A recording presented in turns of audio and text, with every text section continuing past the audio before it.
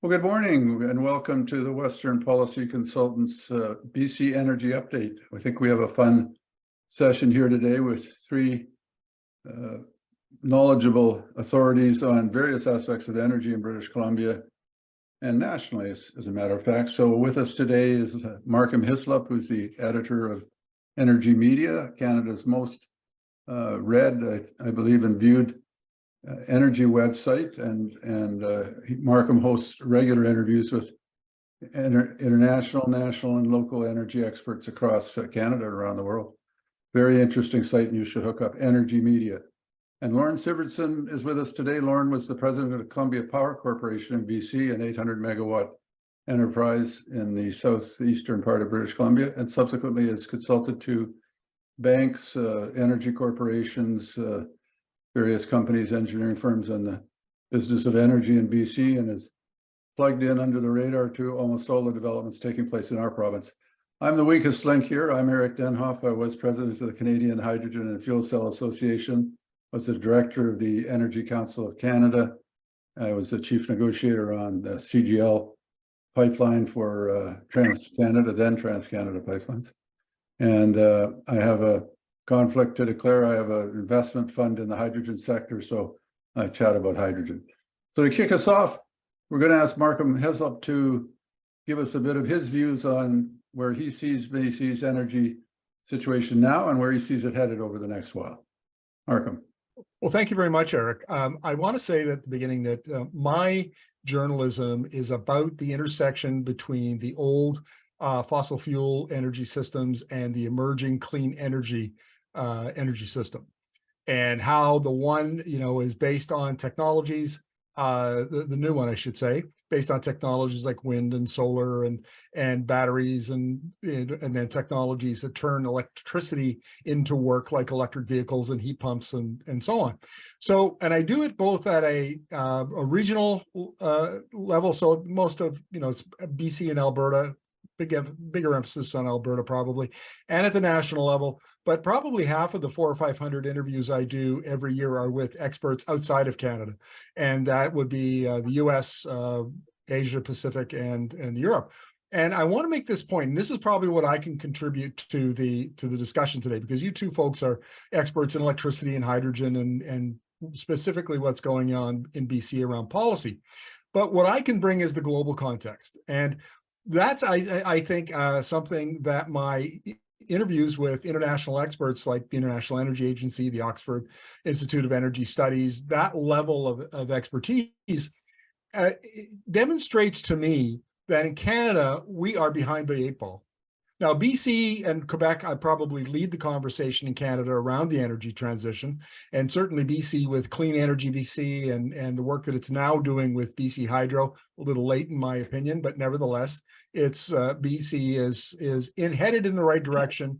And I'm hooked up to the BC government news, press releases, and almost every day I've got something coming into my inbox about a new program that BC is implementing or expanding to promote, whether it's maybe indigenous solar or maybe it's energy efficiency or new building codes. So I think BC, while it isn't quite California, say, or it isn't quite one of the EU, is certainly a very strong tier 2 kind of energy transition jurisdiction. And there's a lot of good work doing here. Now, there are some, offsetting concerns, like around LNG development and where the electricity is going to come from that one, and why we should be trying really hard to be the 13th provider of global LNG instead of going all in on electrification and low emission fuels like hydrogen. But maybe that's a discussion we can have later. But just yesterday, or the last couple of days, I just got back from Alberta, and so I'm catching up on my emails. This might have been late last week. What used to be the BP statistical review was released, and what it shows is that, in fact, fossil fuels still constitutes 82% of global primary energy. So with all of the tremendous expansion of renewables over the last 2 or 3 years, they actually haven't made a dent in the consumption of fossil fuels. And a lot of it is because the renewables are displacing nuclear. which when you're in the midst of a climate crisis would seem to be counterintuitive, but nevertheless, that's where we are. But what that disguises, and it's very useful, it's an interesting way to frame the conversation that's taking place in Canada, because the oil and gas industry in particular is using that kind of data to further its narrative of we're going to see a diversification of energy, not a transition away from fossil fuels, and that feeds into a lot of the hype around LNG on the West Coast. But I've done some interviews recently that suggest there's a different way of looking at this, and this I think is germane to our conversation. So, for instance, I was talking to Mike Andrade, who's the CEO of Morgan Solar in Toronto, and he makes the point that energy is a technology, so wind and solar and batteries and so on, versus energy as a commodity, coal, oil, and natural gas. Those operate very differently. The fossil fuel industry, particularly oil and gas, has been in a linear growth mode for a long time now, decades. And basically it's, if I've got 100 units today, next year I'm going to have 101 units, and then 104 units and 105 units. Whereas these other technologies are exponential growth. It's hockey stick growth. They passed the inflection on the S curve, and we're seeing solar just absolutely take off globally. I mean, we're going to see, as much solar in the next year as we saw in the last 5 years, that sort of thing. Electric vehicles, Reuters reported a couple of months ago that the global auto industry is going to see they're going to spend $1.2 trillion to switch over from manufacturing internal combustion engine vehicles to electric vehicles. I mean, the way that capital is flowing now is a very good indicator of what's coming. And in energy transitions, there's usually a decades-long period where the technologies are very slow and they're developing, and only the early adopters buy them. But then they gather force over time, and then they hit their inflection point on the S curve, and they become competitive, and then they're on the hockey stick growth. That's where we are now. And generally in an energy transition, you have 2 or 3 decades of the flat, before you hit the inflection point. And then you have a decade of disruption, I call it. And that's basically where the new technologies are better, cheaper, higher value, supported by current government policy. And they really disrupt markets and disrupt capital flows. And that's what we're seeing now. And we're going to see it for another 5, maybe 7 years, maybe up to 2035 before we kind of get that all sorted out and it's really clear where the trends are. But for those of us who spend a lot of time reporting about and writing about the energy transition, the trends are really clear. And I would say that we are going it'll be probably the end of the decade before we really start making a dent in that 82% of fossil fuel comprising primary energy, but it's coming. It's inevitable. The only question now is how fast it happens. And there's an argument for very fast. There's an argument for slower, and then there's the Vaclav-Smil argument where it's going to take a long time. But I don't think anybody aside from the oil bros really believes that. So where does BC fit into that? I think BC is taking a very, very smart strategy here. It understands that there are opportunities in low emissions fuels like hydrogen. Of course, there's both on the supply side and on the demand side. There's policy support for that. It also understands that essentially our climate policy and the global trend is electrification. This really is what Professor Anton Weiler calls the second age of electricity, where we're going to electrify everything. And BC is ideally positioned with that because it's got, 97% low emission, zero emission hydro. But I'd be interested in what Lorne thinks about this, because my argument is that in fact our success with hydro and low cost, reliable, and clean I thought for a long time was going to be an actual impediment, because we get kind of complacent. Right? Like the Americans know they have an old grid and they have to change, and they're revolutionizing what they're doing south of the border. So we get that. But up here, we've been kind of lackadaisical.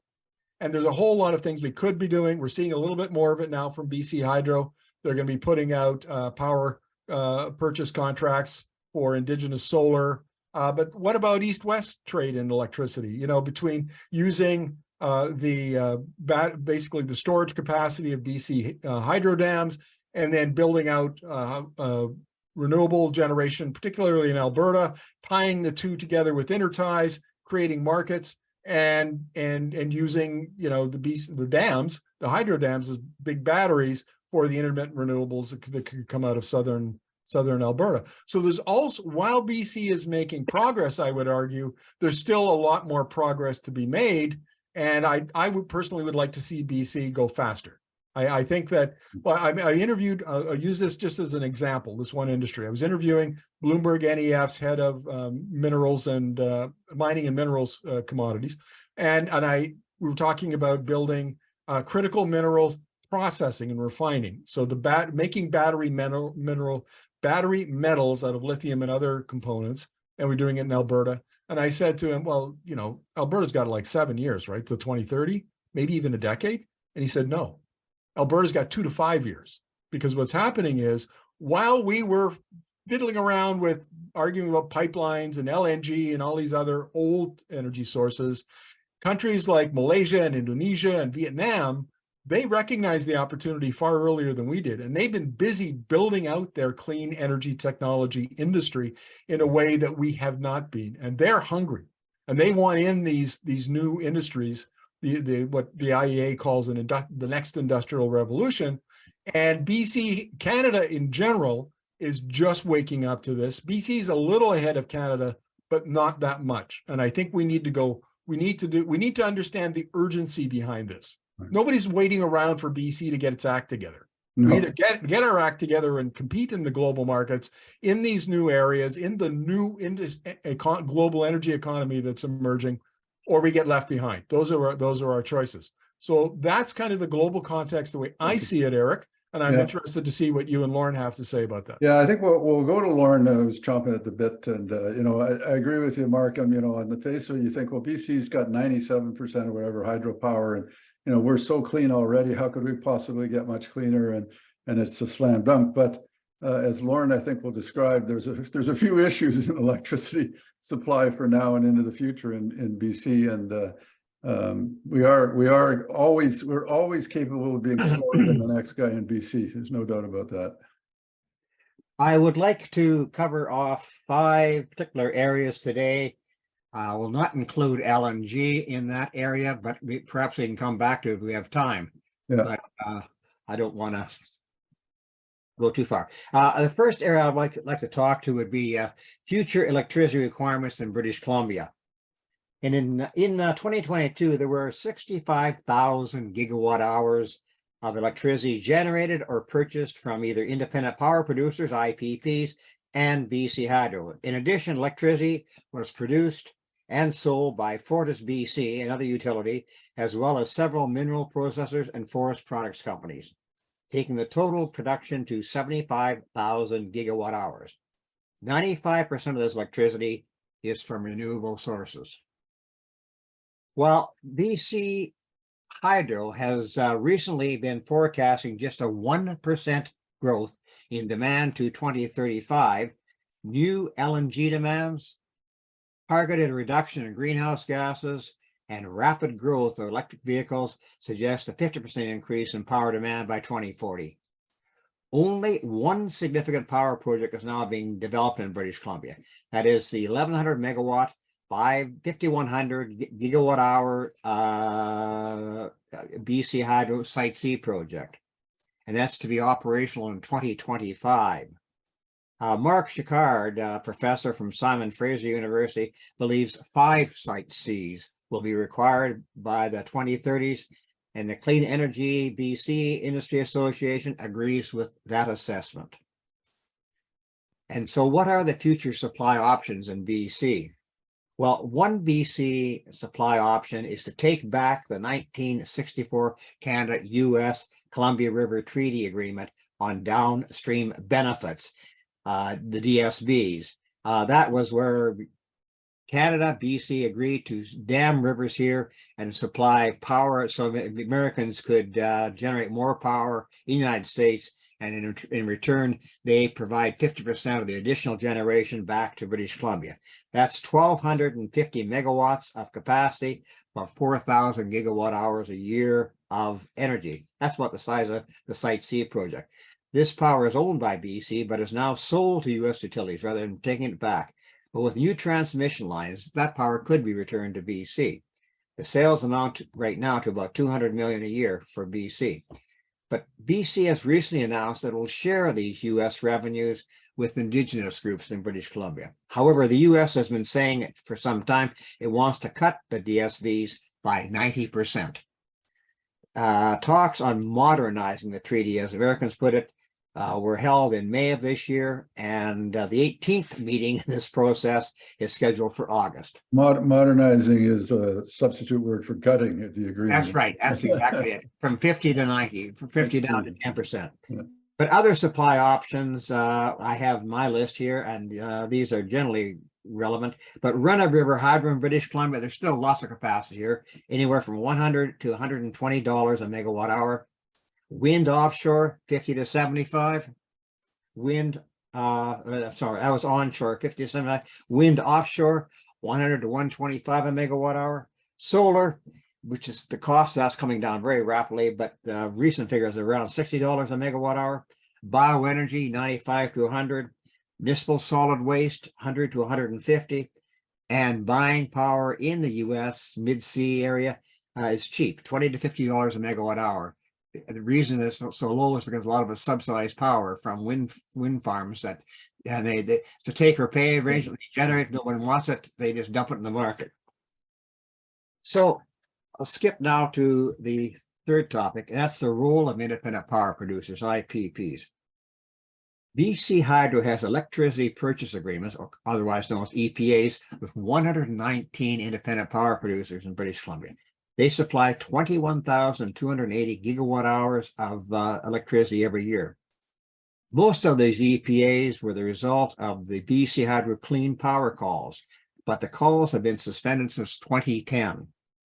19 of the existing EPAs will be expiring in 4 years, and BC Hydro have said in the past that they will not be renewed. That amounts to 900 gigawatt hours a year, about 200 megawatts. As well, BC Hydro had the Standing Offer Program. It came out of the 2007 BC Energy Plan to encourage renewable electricity projects for small ones, up to 15 megawatts, reaching commercial operation by 2019. But in February 2019, BC Hydro suspended the program on the basis of the need to reduce costs and avoid contracting for unnecessary power. Even given the looming power supply shortage, there has been no indication from the government of British Columbia or BC Hydro that the clean power calls or standing offer programs would be renewed. However, this all changed dramatically on June the 16th, 2023, just a number of days ago, when Premier Eby of the province announced that BC Hydro have now recognized very late in the game that there's a need for the independent power producers for another 3,000 gigawatt hours a year of power by 2028. That's very, very soon. There will be a call in the spring of 2024, and there will be a requirement for some First Nations ownership in all these new projects. So this is very late, but quite breaking news, quite remarkable, in fact. Lorne, there's a lot of history there's a lot of history of the Columbia Power one, but on the IPPs, there's a lot of history here. You know, Gordon Campbell politically, ideologically said, we want to get out of hydro building these projects, these new ones, and all new energy generation production has to come through independent private power producers. Started a whole industry, grew a lot of capital, brought a lot of capital into BC. And then once the NDP started to look at it, I think in opposition, they were saying, oh, the prices are too high. Hydro's being taken to the cleaners here by these fancy New York entrepreneurs. We're paying too much for power. And then when the NDP got in, they then stopped the IPP process, as you outlined, and on the basis that, first of all, it was too expensive, and second, we didn't need the power based on Hydro's forecast. And then things changed dramatically by the time Eby came into power post-Horgan. And he said, well, thanks very much, BC Hydro. So you mean we aren't going to have lots of power forever? And I Wow. just said, no, we've changed our mind to electric cars and LNG. And the politics of electrification in BC further complicated by LNG, as you know. So the province doesn't want LNG terminals, export terminals, to be powered by, as they normally would be, by natural gas generators, because they throw a lot of GHGs into the air.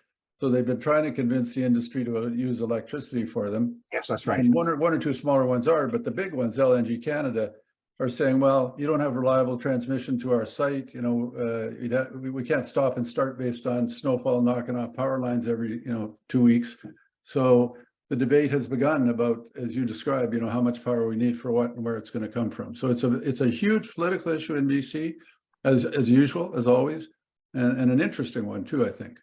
Yes, well, as you said, one LNG project which is underway right now, which is mostly built, will be gas powered. Indeed, Yeah, they're looking at doubling the size, and because of greenhouse gas emissions, they're also looking at electrifying it, e-drive technology. Yeah. But that would require at least 200 megawatts of capacity, and there's nothing available. There's no transmission to it. So either build something on site close by or some other source. But yeah, that's a very big issue. And on the IPP front, I mean, there's a whole backlog of solar and wind and other and Runner River projects out there that would be happy to get building, I think. Yes, but the whole thing is with the province now saying, and BC Hydro now saying very, very late in the game, oops, we need power. By 2028, the regulatory procedure in British Columbia is very, very across Canada, very, very time consuming. It takes at least 7 to 10 years to get a new project permitted and under construction. So there's nothing available by 2028. For sure. It's not. Markham. Well, I'd like to provide a little context here, Eric, because I've been back into the BC Hydro documents, including annual reports and other documents that the Crown put out. And what I found is that going back to at least 1995, at that time, the BC Hydro was projecting 2% a year demand growth.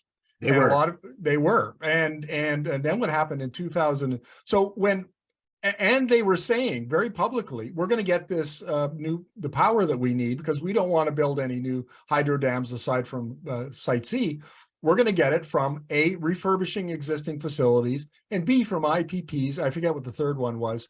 But they were very much on team independent power producer as far back as 1995. So when Gordon Campbell brought in the act, and when after they formed power, it wasn't just from my point of view, it's being politicized. It wasn't just the Liberals giving their New York buddies a bunch of high price contract. And I should point out, by the way, that if you look in BC Hydro's, I think it's Schedule 5 of their financial statements, you will find that unlike the Zapped report said, BC Hydro has never paid an average of $100 a megawatt hour for IPP power. It was much lower than that, and it peaked, I think, if I remember correctly, at $86 a megawatt hour. And if you're talking about wind and solar and back in those, I mean, that's a long time ago in this context. That's what it cost in those days. So it's amusing to me to see that BC Hydro was in favor of IPPs. This is seen as a pillar of its generation expansion capacity. Then what happened is, after the 2007 crash, so after 2009, demand went from 2% a year to flat. Yes, absolute flat. And so that's why all of this IPP, capacity that had been contracted for was now high price surplus. Is not because it was necessarily poor planning or because it was political. It's because there was a fundamental change in the marketplace. The downturn basically bankrupted a bunch of pulp mills and sawmills that were big customers. Right. So it amuses me to no end to now see the NDP reverse course and say exactly what BC Hydro said 20 years ago, which is that, or 30 years ago, which is that we need independent power producers to meet rising demand of 2% again. It's inevitable if you're in power long enough, how many of your words you have to eat.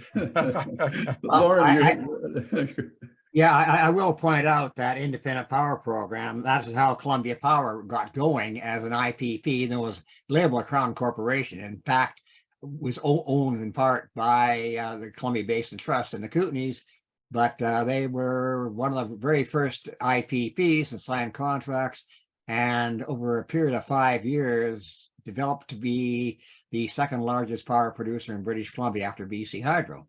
And all that power is consumed locally, sold and consumed locally. And the prices for that power under their contracts are in the range of $100 a megawatt hour. BC Hydro in 2017, the Site C was suspended for a period of time when the government changed. And at that time, Site C was approved by the BC Utilities Commission, and they were then forecasting they needed at least 3 Site Cs. By 2035, all of a sudden they needed no Site Cs. And now they need Site C, and they need another 3 Site Cs. So it has changed, and it's market, but it's also a lot of politics. Yeah. Did you have other sections, Lawrence? Yes, I was going to talk about hydrogen. Yeah, please go ahead. I'd like to talk about it. So in 2018, the BC Bioenergy Network with the BC Ministry of Energy, Mines and Petroleum Resources issued a request for proposals to carry out a study into the possible role hydrogen can play in reducing greenhouse gas emissions in British Columbia.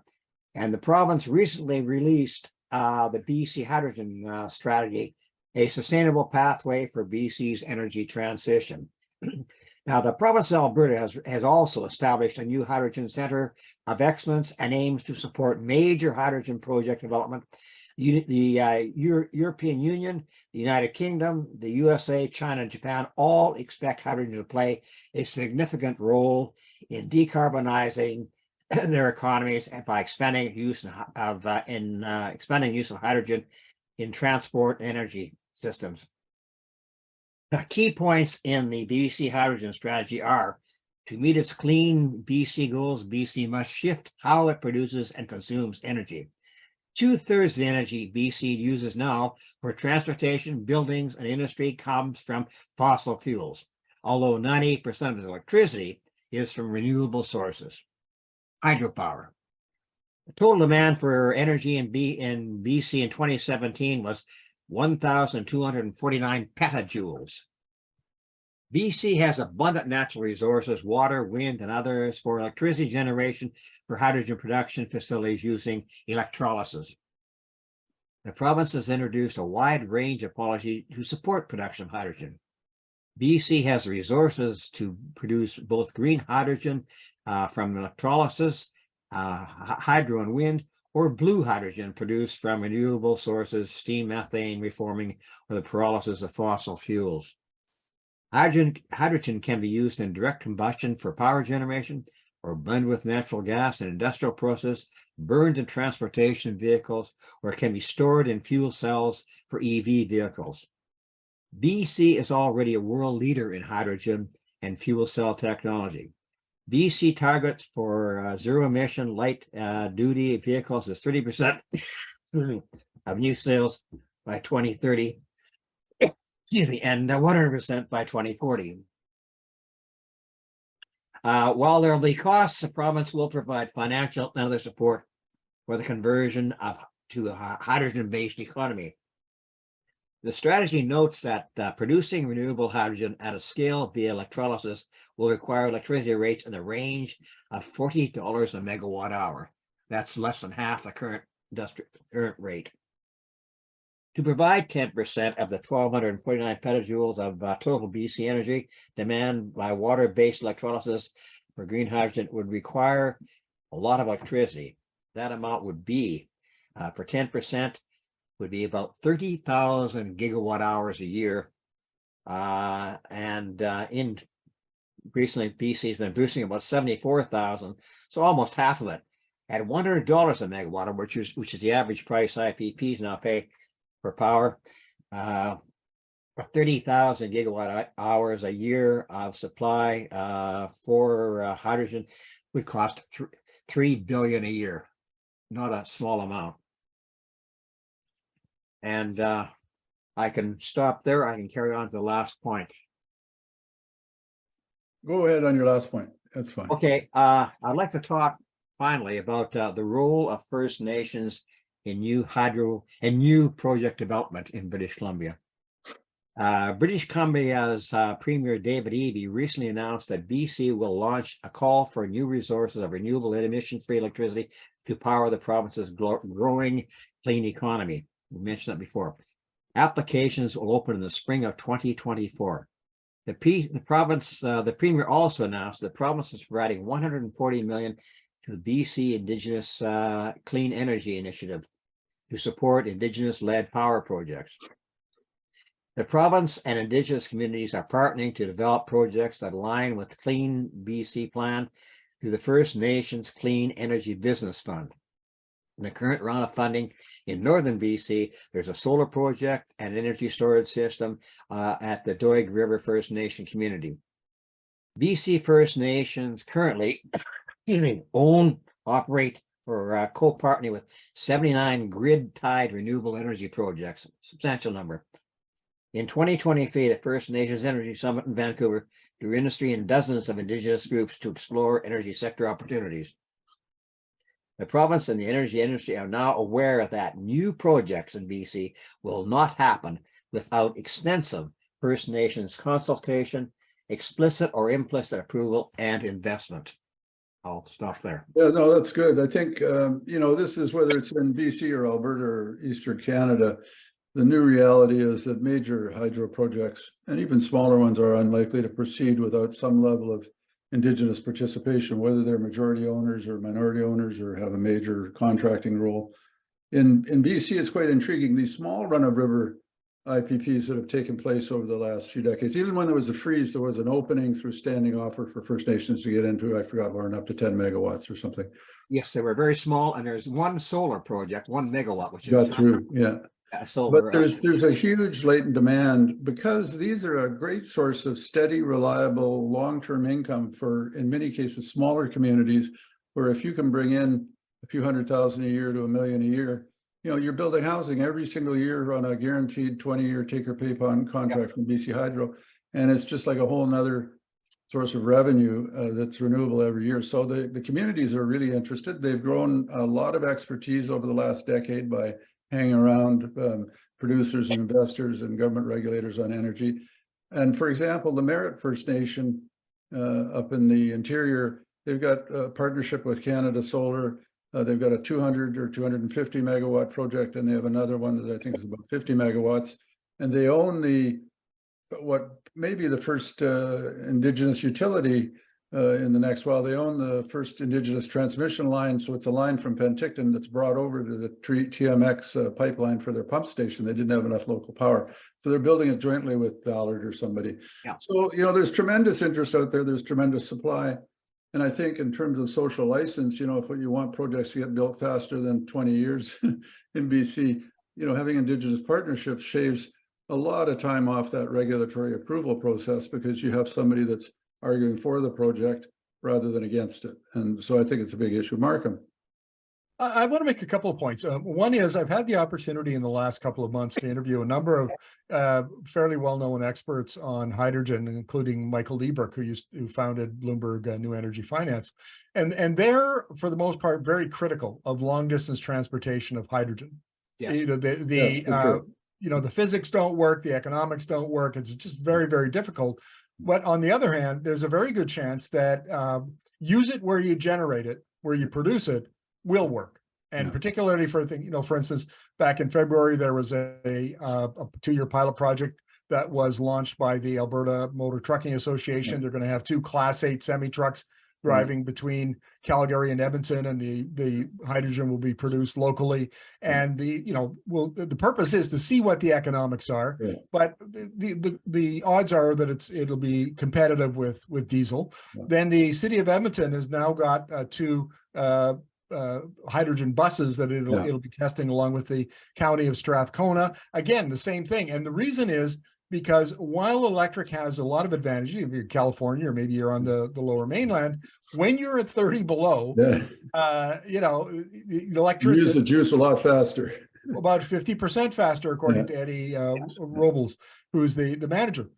And so they want to do that experimenting with hydrogen. There's another project going up in Prince George, where there'll be diesel will be mixed with hydrogen. Hydro Engineering is running that project. So I think that BC and Alberta and Canadian are doing the right thing, which is experimenting, see what the use cases are, see what the economics are before jumping in with both feet. That's a smart way to do it. The other, no, what was the second point I was going to make? When you get to be, we're all gentlemen of a certain age, and sometimes your point on hydrogen is very well made. I mean, BC has been a world leader. We started off creating a lot of excitement 20 or so years ago about a hydrogen economy and a hydrogen highway down to Schwarzenegger in California. Ballard Power shares soared over $100. And then poof, we were too early by far, and Ballard went down to $7 where it is now or whatever. But the reality is, in between, a lot's happened, and there has been tremendous investment in BC. We've got companies like H-Tech, which was the first major company in the world really to do hydrogen fueling stations, and they've now sold a chunk of their company for $200 million to Chart Industries. We've got a little company nobody's ever heard of called Greenlight Innovation. They went from 3 employees to 250 in the Lower Mainland because they test all the fuel cells and the electrolyzers that come out. We've got Innomar, and we've got as you mentioned, Hydra and all these other firms.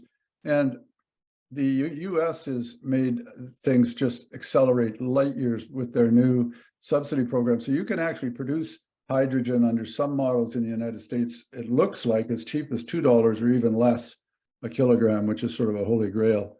And Canada has to compete. So Canada's funding a lot of money into hydrogen in Alberta, as you mentioned, Markham, major $200 or $300 million project there.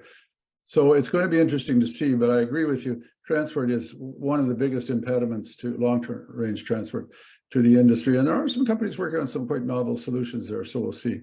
Markham, go ahead.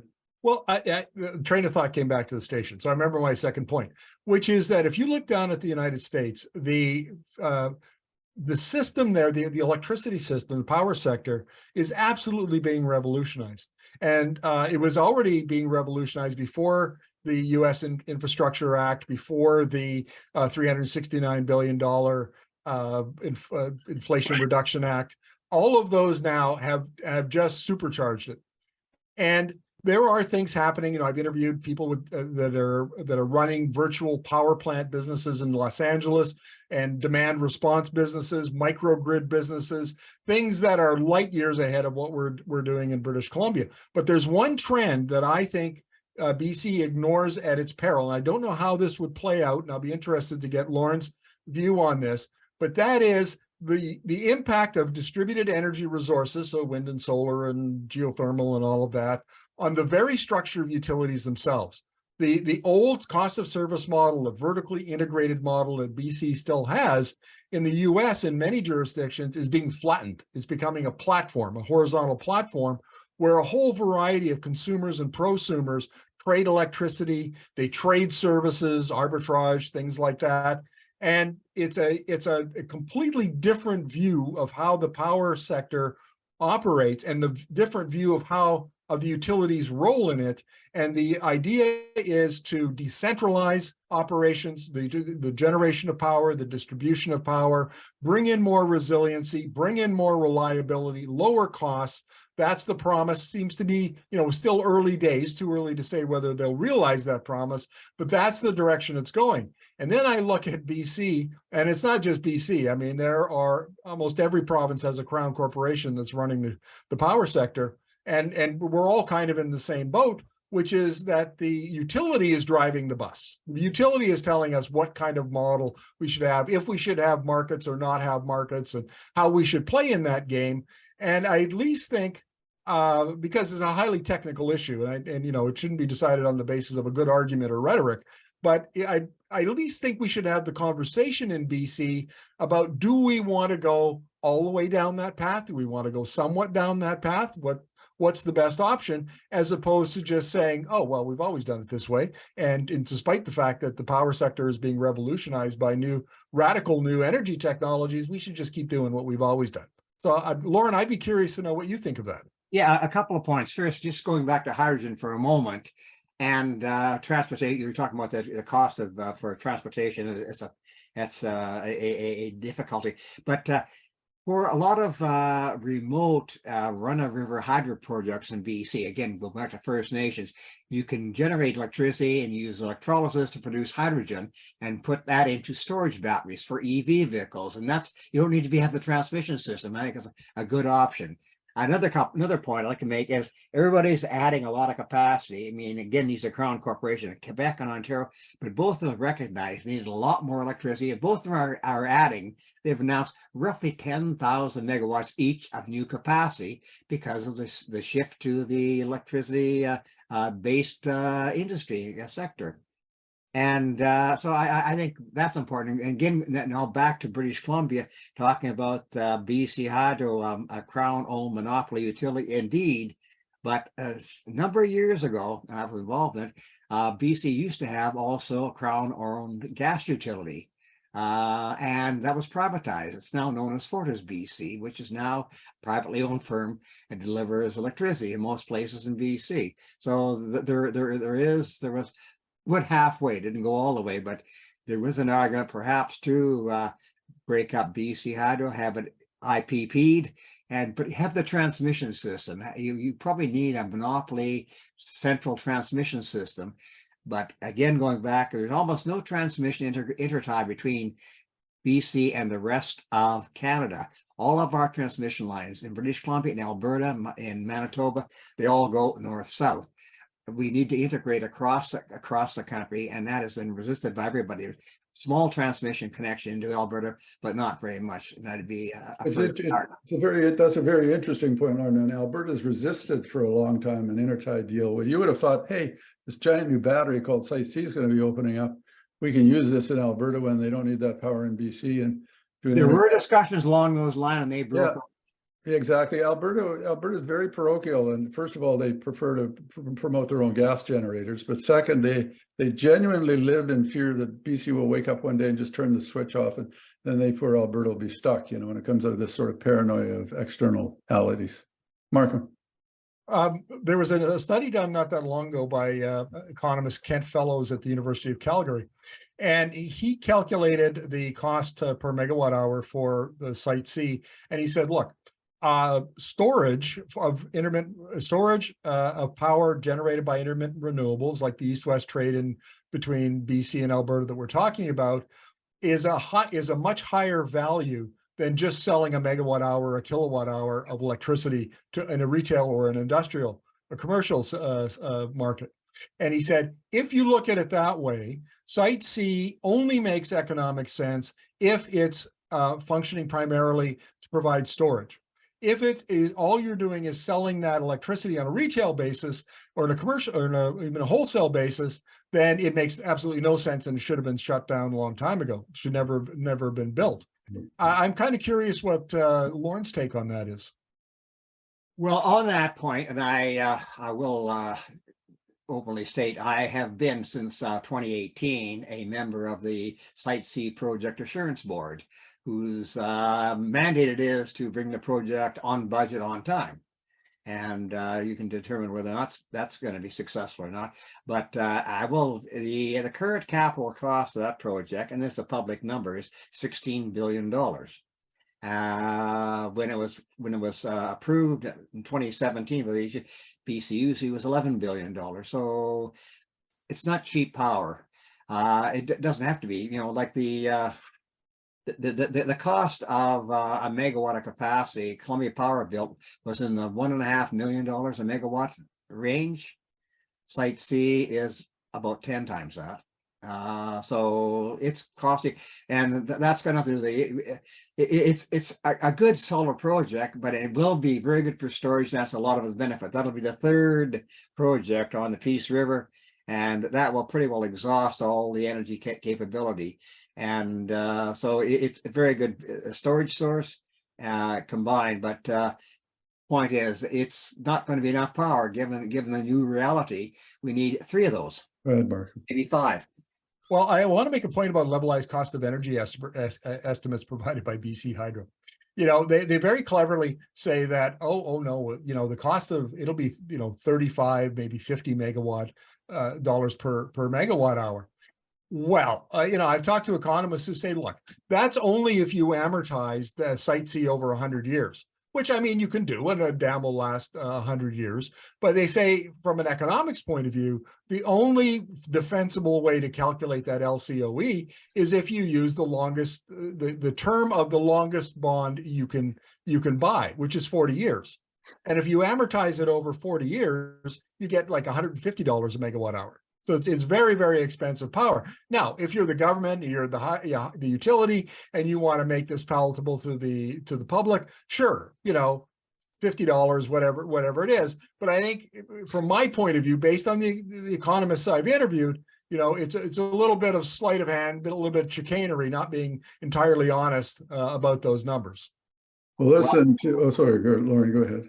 Yeah, if you look at BC Hydro's annual report, you will see the average sales price of power was roughly $90 a megawatt hour last year.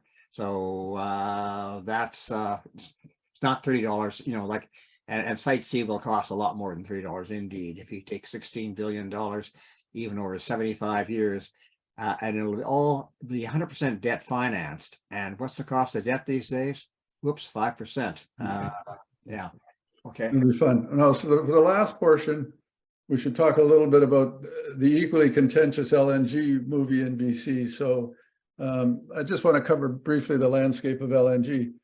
BC has a host of, a dozen or so theoretical LNG export projects that could be brought online, but only a few have actually been to the through the process up to and including the environmental approval process. So we have, as Markham mentioned, LNG Canada, which is building its first train, which will be ready to go, I think, in a year and a half.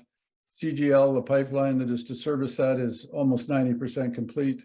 Still has a tough time getting through Wet'suwet'en Indigenous territory, but they're moving along.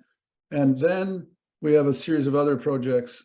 So LNG Train 2 for LNG Canada, which can be serviced by the same CGL pipeline, no need for another one.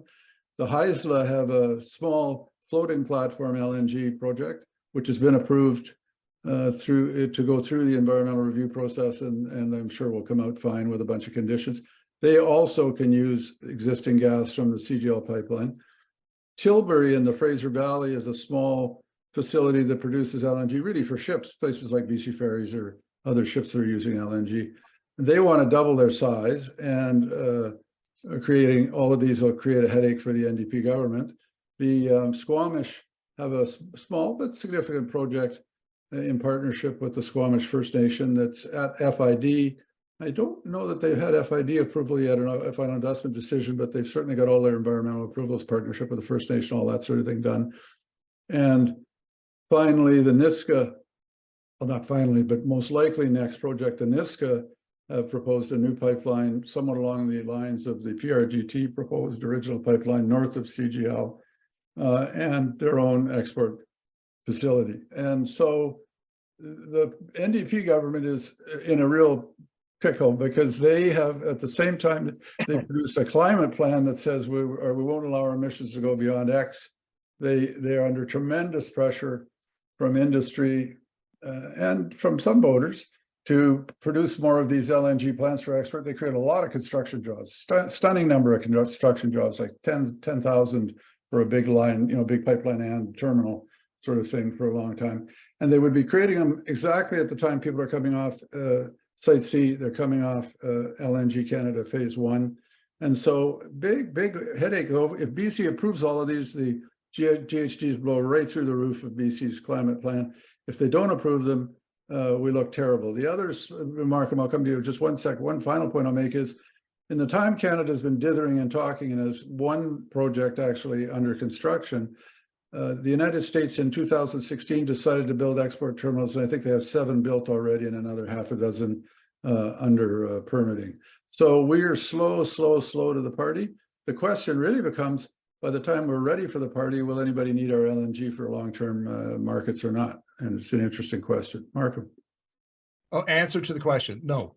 if you look at the forecasts that are in the IEA World Energy Outlook or the BP Statistical Review, though I just mentioned those two, basically the demand for LNG at the global level goes up and it peaks around 2030, 2032. And then depending on the scenario, because these are always scenarios, the most favorable scenario sees out to 2050 a slight increase over 20 years. The middle scenario sees a very noticeable drop off in supply, and the net zero scenario is like a plunges down. It's a very steep decline curve.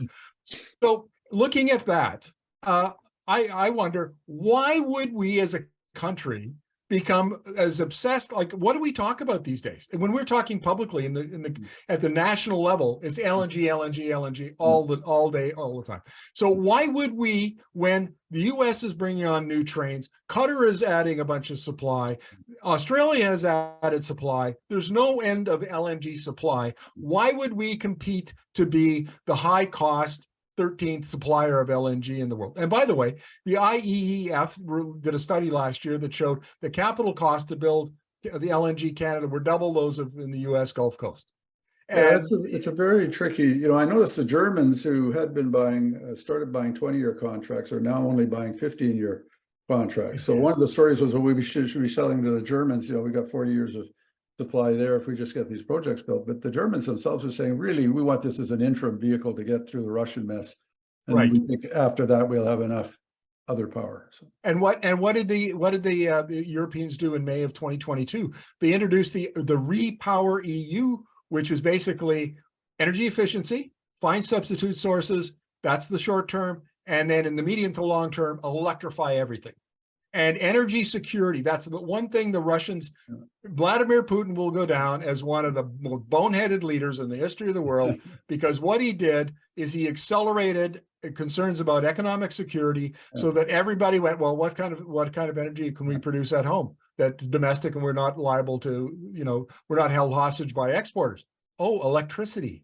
That's what we can do. Well, what about Asia? What about Asia? What about China's going to need our LNG for 100 years, 50 years? So is the rest of Asia, South Korea. Well, China is working very hard to get off LNG and coal. They're building more renewable capacity, double, triple renewable capacity every year than any other place, than all others combined. And if you were Africa or you were Latin America, you were other Asian countries, and you're looking at building out your capacity and growing your economy, why would you stick with fossil fuels where you have to rely on, you have to import? That makes you vulnerable, and you have to pay, where you could just build your domestic capacity and you eliminate both of those problems. But here's one more thing I want to make on Eric, because this really annoys me. The LNG industry, and Danielle Smith, the Premier of Alberta, is the most flagrant in this. They argue, she's written letters to Prime Minister Justin Trudeau where she spells this out. And what she says is, under Article 6 of the Paris Agreement, where you get carbon credits, can be negotiated. She says, if we sell clean Canadian LNG to China or some other Asian country and it displaces coal, we should get carbon credits under Article 6 for avoided emissions. Well, two problems with that. One is I talked to both Wilkinson's and Guilbeault's office about that. The Canadian government wants nothing to do with avoided emissions carbon credit. Absolutely nothing. Number two, I've interviewed carbon management consultants who work in this field, and they say the accounting mechanism set up under Article 6 and other international agreements specifically are intended to avoid credits for avoided emissions. And the accounting mechanism is so convoluted and so difficult that most people just don't even want to go down there. So if that gives you, there may be a 2% chance that Canada could get carbon credits for avoided emissions selling clean LNG. That's 2%. That's a very, very, it doesn't make much of a business case. So when I was the Alberta Environment Deputy, I explored Article 6 because I thought, well, maybe there's something here. We weren't looking so much at that time at getting credits for LNG exports as we were looking for getting credits for Alberta using Alberta technologies, clean technologies, taking them down to, say, Chile or Peru or somewhere, installing them so the Alberta business gets a new client and that sort of thing. And we would maybe get the credits that would help finance the thing. And oh man, I mean, I could have put 5 staff on it for 5 years and never come out the other end of that labyrinth. So I mean, if you're sitting with the world's great negotiators in China and Danielle Smith phones up and says, how about you give me your carbon credits that you'll get for not burning fuel over there because we're sending LNG. I mean, they'd just be laughing. You'd be their weekend entertainment on karaoke. It's just not going to happen. Okay, here's the common sense argument. Why would Canada sell LNG to China at commercial rates and then expect that China would just voluntarily give up the credits that have value, give up the credits to Canada? That makes no sense whatsoever. No. Well, listen, Lorne, any final words of wisdom for BC in the coming years?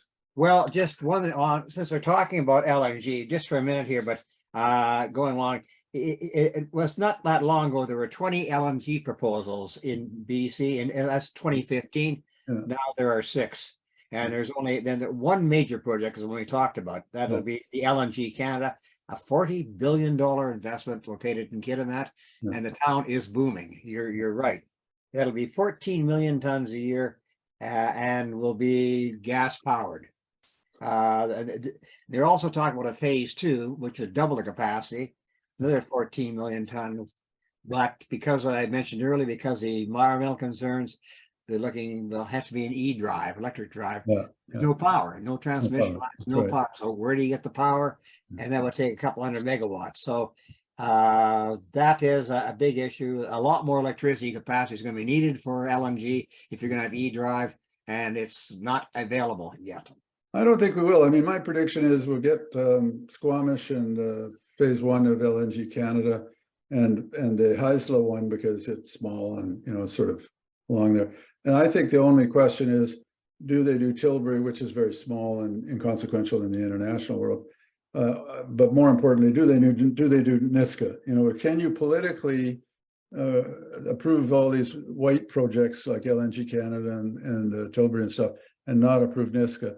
Even if they do Niska, which would be a modest sized project, Canada will still be a bit player in LNG exports and probably end up with stranded assets in 20 years or 30 years or something like that.